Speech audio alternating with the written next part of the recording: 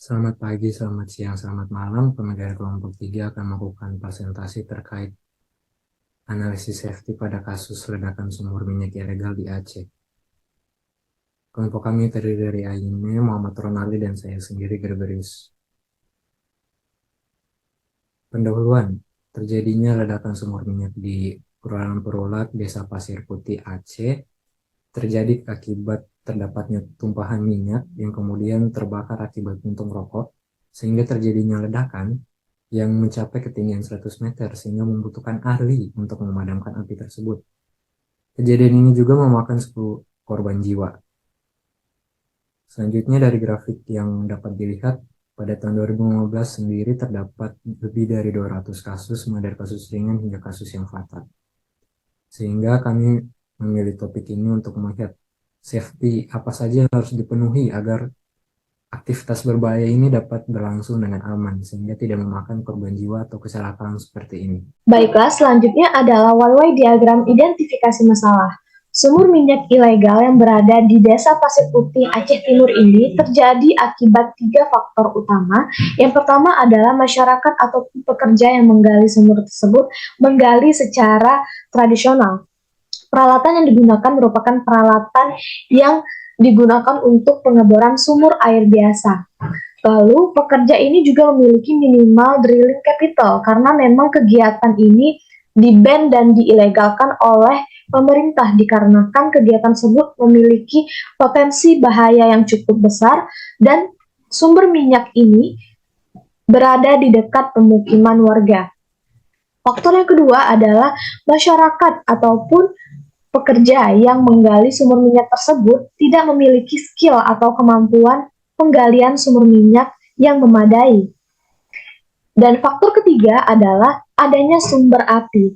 Diduga sumber api ini berasal dari masyarakat ataupun pekerja oknum yang membuang puntung rokok ke dalam parit dan di parit tersebut terdapat minyak yang keluar dari sumber minyak ilegal tersebut.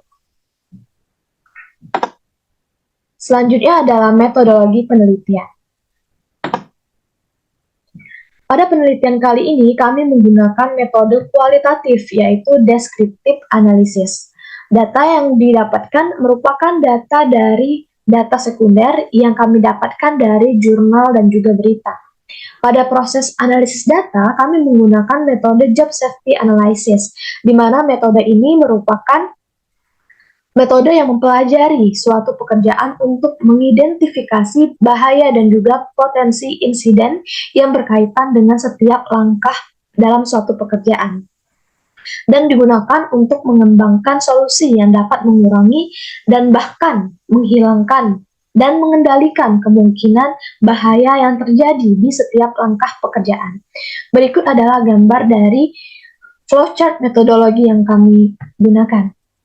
Pertama-tama kami melakukan formulation of the problem, lalu kami melakukan studi literatur, dan kami mengumpulkan data sekunder. Setelah data itu cukup, kami melakukan analisis menggunakan metode job safety analysis, lalu mengambil kesimpulan dan juga saran.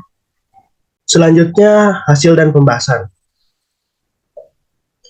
Berikut adalah analisis keselamatan kerja untuk dijadikan pedoman bagi pekerja penggali sumur minyak di perusahaan minyak, serta untuk memberikan informasi mengenai tahapan pekerjaan yang benar dalam menggali sumur minyak berdasarkan hasil job safety analysis. Dengan yang pertama, prosedur yang pertama itu adalah dapatkan izin kerja dilakukan secara legal, dan yang kedua itu ada persiapan kerja peralatan atau alat kayak tabung pendukung mesin, bor mesin diesel, perkakas, palu, dan tabung untuk mengisi solar, di mana resiko dan potensi bahayanya yaitu tangan terjepit dan api membakar.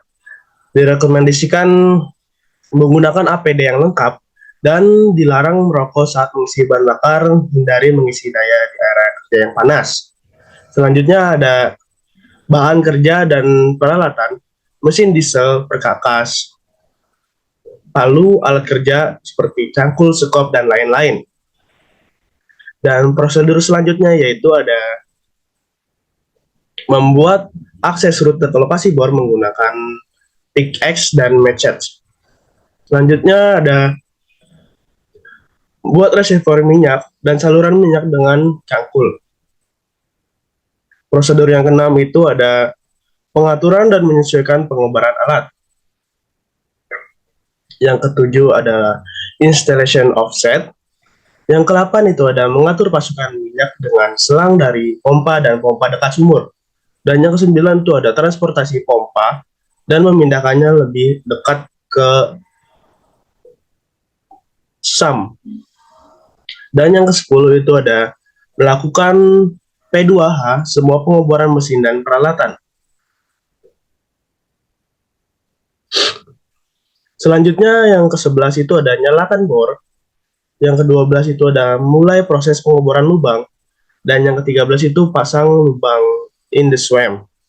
Dengan resiko peralatan atau peralatan pengeboran akan jatuh tertimbun tanah dan kru terpleset atau jatuh ke dalam lubang tersebut. Semua akan terkendali jika kru mengikuti prosedur yang telah digunakan dan memakai APD yang lengkap dan awak kru pengeboran dalam kondisi fisik yang baik, bugar, cukup istirahat, bebas dari pengaruh alkohol dan obat-obatan berbahaya. Next. Selanjutnya ada 6K3 alat pelindung diri yang direkomendasikan untuk pekerja pengeboran.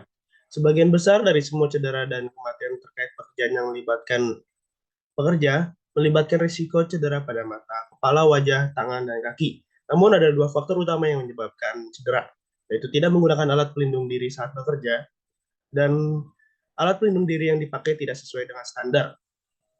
Dalam kasus ini, ledakan sumur minyak di Aceh Timur, para pelaku melakukan pengeboran sumur minyak secara ilegal dengan tidak menggunakan pengaman apapun dalam pengeboran sumur minyak dan bekerja di luar prosedur yang diterapkan untuk pengeboran sumur minyak. Sehingga terjadi ledakan sumur minyak yang disebabkan oleh percikan rokok yang menewaskan 10 orang yang mengebor sumur minyak secara ilegal. Diduga 10 pelaku tewas akibat ledakan dan terbakar akibat ledakan di sumur minyak.